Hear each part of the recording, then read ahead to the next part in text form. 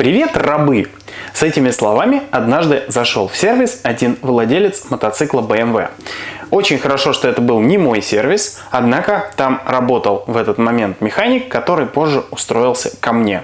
Говорят, после такого приветствия механика держали четверо. Это было бы очень смешно, если бы не было реальной истории. А с вами сегодня я, Антон Больших. И сегодня мы поговорим с вами о расстановке личных границ. Причем абсолютно неважно, сервис это, любые другие услуги или просто обычная жизнь. Когда мы только начинаем заниматься каким-то делом и являемся в нем новичками, чаще всего мы позволяем клиенту немного больше, чем стоило бы. Мы думаем, что это дает нам конкурентное преимущество перед нашими опытными коллегами. Время у нас есть, работы у нас мало, и поэтому, лишь бы только клиент никуда от нас не убежал, мы готовы облизывать ему самые разные части тела, лишь бы он только оставался с нами. Встречаемся с ним в нерабочее время, созваниваемся 24 часа в сутки, делаем проекты в супер сжатые сроки, когда оплата зачастую совершенно не соответствует условиям. Но согласитесь, бывает такое у новичков. Тем временем клиентов у вас становится больше, а человек, который видит, что ты прямо готов пахать как проклятый и выполнять все его задачи, только еще больше тебя ими нагружает. Особенно, если ты делаешь это недорого и выполняешь свою работу качественно. В этой ситуации вы оба получаете то, что хотели. Ты больше работы, а заказчик также больше выполненной работы за вменяемый ценник. Здесь виноватых нет. Здесь оба человека, по идее, должны быть довольны. В какой-то момент вы вдруг начинаете понимать, что не способны справиться с нагрузкой, которую сами на себя навалили. И надо бы делегировать выполнение этих задач своим коллегам. Но здесь, как правило, на этом этапе есть две проблемы. Либо таких коллег компетентных вообще нет рядом, либо мы делаем работу за такой ценник, за который наши коллеги, зачастую более опытные, даже и близко работать не готовы. Одновременно с этим ты не хочешь терять хорошего клиента и начинаешь работать все больше и больше. Так продолжается еще несколько месяцев, может быть полгода, иногда особо выносливые выдерживают год. А потом наступает один прекрасный момент, когда ты вдруг просто ломаешься. Ненавидишь свою работу за то, что клиенты садятся тебе на шею. Здоровье тоже начинает тебя подводить, так как режим труда и отдыха был совершенно невменяемый. А кто виноват? Клиент плохой? На самом деле всему виной то, что мы сами создаем для себя этот порочный круг.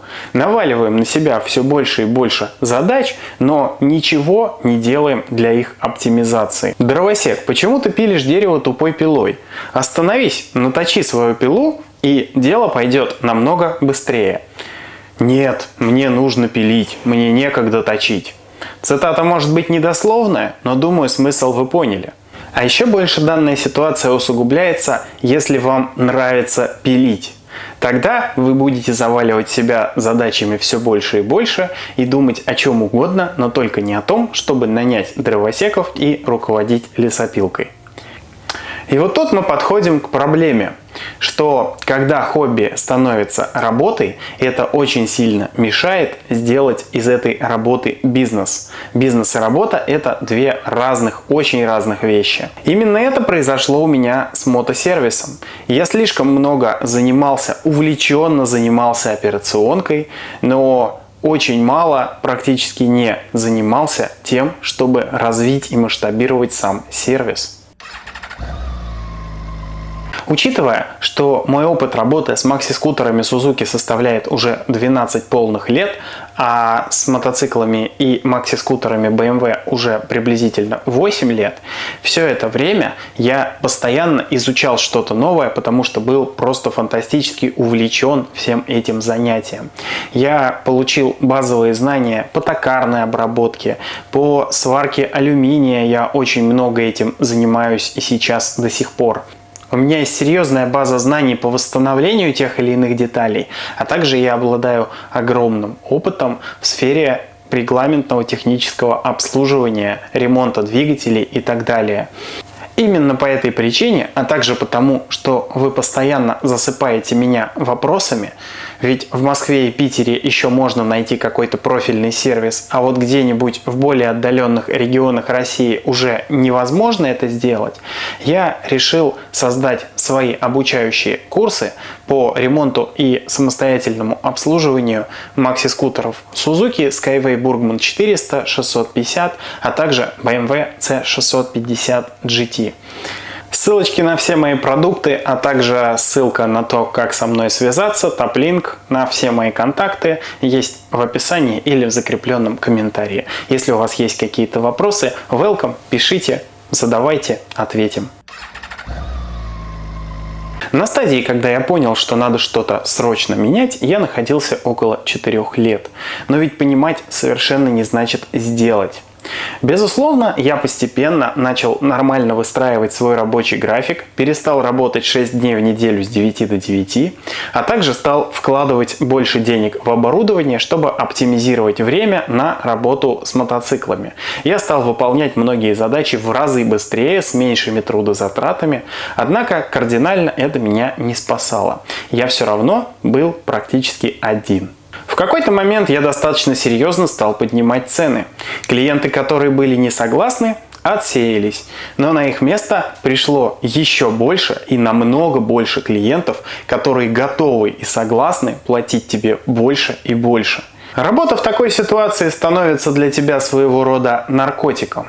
Сейчас немножко поработаю, заработаю немножко денег, потом сделаю паузу и займусь поиском сотрудников и масштабированием. Или не займусь. Практика показывает, что эффективно точно нет. А когда я действительно начал пробовать искать механиков, обучать их, контролировать их работу, я внезапно столкнулся с суровой реальностью. Я вдруг понял, что так же хорошо, качественно и с любовью, как это делаю я, это больше не может сделать никто. Поэтому единственный путь к масштабированию сервиса – это, к сожалению, просто принять процент брака и стать примерно как все. А еще ни один из приходящих механиков никогда не воспринимал мотоцикл клиента как свой. Этой проблемой страдал только я. Вернее, я относился к чужим мотоциклам намного более ответственно, чем к своим. Был год, когда, как ни странно, мне немного от сервиса помогла отвлечься влюбленность. Я стал куда смелее делегировать все задачи по сервису тому самому механику, о котором я говорил в начале видео. Тогда он как раз у меня еще работал. И знаете, чем это все закончилось? Он от меня просто ушел. Выяснилось, что ему был интересен я, и ему было интересно работать со мной. А когда моя вовлеченность в процессы стала меньше, ему просто стало неинтересно. В общем, когда я стал пытаться расти, механика это не устроила. Такая вот ловушка бытия. Когда ты начинаешь расти, очень многое твое окружение начинает этому сопротивляться. Так в чем же изначальные ошибки? Ну, во-первых, проблема в целях. Если ты начинаешь хобби и относишься к нему как к хобби, то оно 100% запрет тебя в ловушку, если ты окажешься недостаточно подготовлен. А вот если ты начинаешь бизнес с четкими правилами и дисциплиной и относишься к нему уже как к бизнесу, то шансы на успех у тебя резко возрастают. Безусловно, гибкость – это очень хорошо. Однако набирать клиентов через снижение цен и еще какие-то уступки – это фатальная ошибка. Все будет хорошо, аудитория будет лояльная, но как только ты сломаешься и начнешь кардинально менять политику, ты сразу же будешь выслушивать о себе все, что о тебе думают. Еще одна фатальная ошибка в том, что я слишком близко к сердцу воспринимал мотоциклы клиентов. Вплоть до того, что иногда казалось, что для клиента мотоцикл – это просто вещь, а для меня не просто. Плюс ко всему я слишком много энергии тратил на то, чтобы делать хорошо мотоциклы другим людям. А зачастую этой энергии на то, чтобы что-то сделать себе, у меня совершенно никогда не оставалось. Например, для того, чтобы обслужить тот же самый мотоцикл, машину или сделать какие-то личные дела. А еще влияла куча всяких мелких попутных вещей. Зачастую я взваливал на себя то, что был. Однако чувство повышенной ответственности, оно мне всегда говорило, что надо все делать даже через «не могу» в нерабочее время, как угодно. На эту тему есть небольшая история. В 2019 году я взял в ремонт сразу 8 Бургманов 650, и у них у всех были так или иначе какие-то проблемы с вариаторами. И большая часть этих скутеров имела одну и ту же проблему с разбитой крышкой, которую надо было восстанавливать через расточку и установку втулки. Я это дело отдавал в расточной цех, который находился неподалеку, но со сроками мужики там немножко тормозили. И представьте себе, у меня одновременно 8 650 с разобранными вариаторами в ремзоне. И мне внезапно приходит партия этих крышек. Я когда-то даже в Инстаграм это постил, прям, их было довольно много. Их было не 8 штук, естественно, а побольше. И мне приходят эти крышки, и я такой думаю, надо теперь это все побыстрее собрать. Естественно, начинаю просто урабатываться в хлам. Я и так-то, скажем так, мягко говоря, устал. Значит, я собираю примерно третий варик по счету, беру крышку, мою ее нефрасом, тогда все мылось по старинке. Если кто-то не знает, нефрас — это, грубо говоря, обезжириватель. Никаких моек деталей у меня тогда не было. Я беру эту крышку, прям помыл ее нефрасом и просто тупо забыл ее высушить или продуть или что-то сделать. Беру газовую горелку, зажигаю и вот прям в руке начинаю ее греть. Естественно, все это благополучно полыхнуло, да полыхнуло так по-взрослому. В ремзоне стояла куча клиентских мотоциклов, и, честно говоря, мое счастье, мне просто очень сильно повезло, что я тогда был в цеху не один.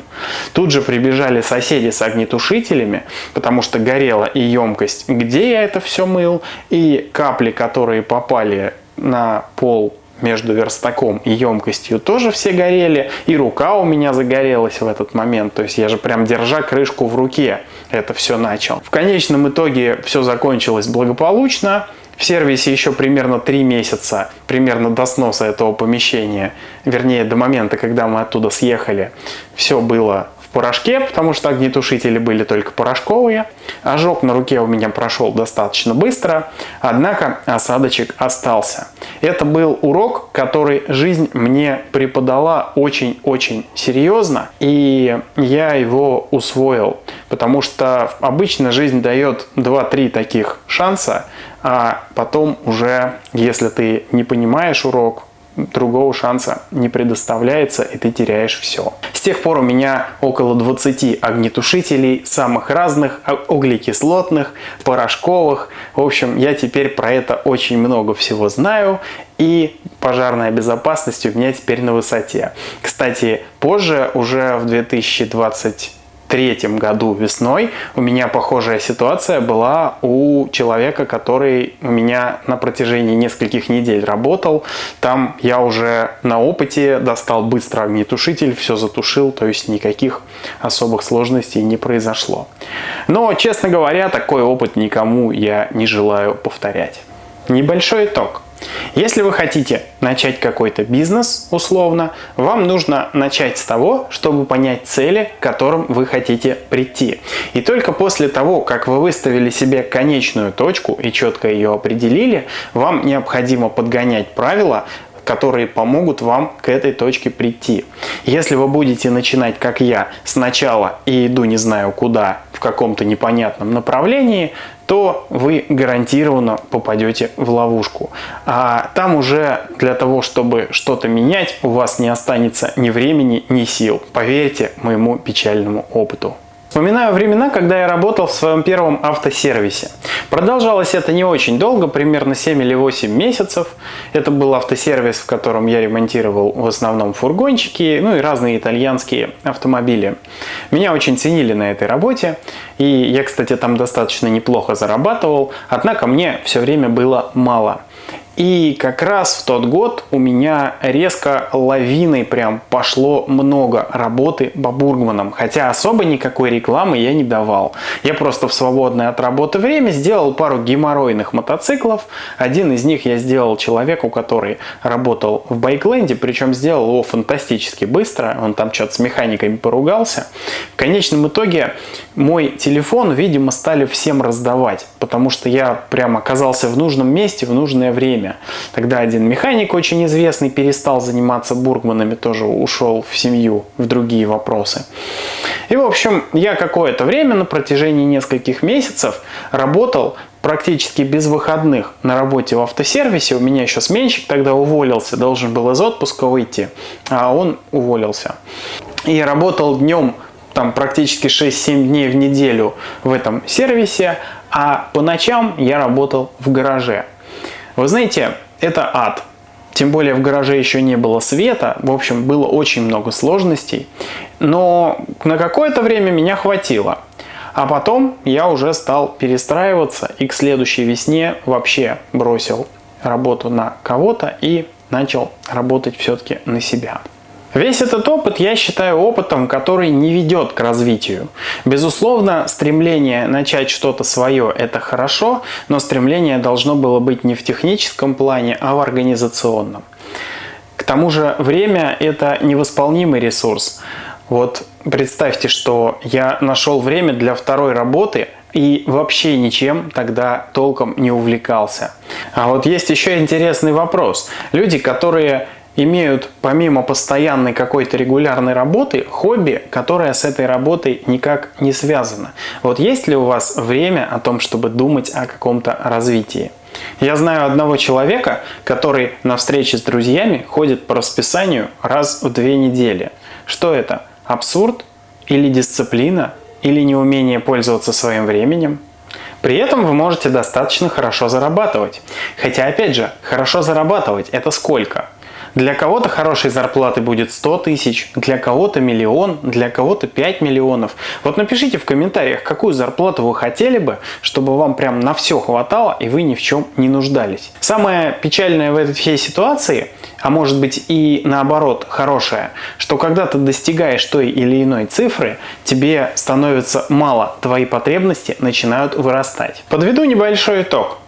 Для того, чтобы эффективно расти, и неважно, бизнес это, отношения или хобби, вам необходимо продумать всего лишь 3 вещи. Первое и самое главное – это цель. Вы должны четко понимать, зачем вы это делаете и к какому результату хотите прийти. Второе – это личные границы. Нужно учиться говорить «нет», в том числе и самому себе. Также нужно отделять жизнь от работы. Ну и третье и самое последнее – это постоянно работать над вашей дисциплиной. Туда же я бы еще записал здоровое питание, которое очень сильно помогает дисциплине. А с вами сегодня был я, Антон Больших, с райского острова Бали. Записываю сегодня видео из номера, потому что немножко приболел. Буду рад вашим лайкам. Не забывайте их, пожалуйста, ставить, потому что это меня очень сильно поддерживает и мотивирует продолжать. Также не забудьте нажать колокольчик, чтобы первыми узнавать о новых интересных видео. Все мои контакты, а также все мои продукты есть в описании или в закрепленном комментарии. Всем пока!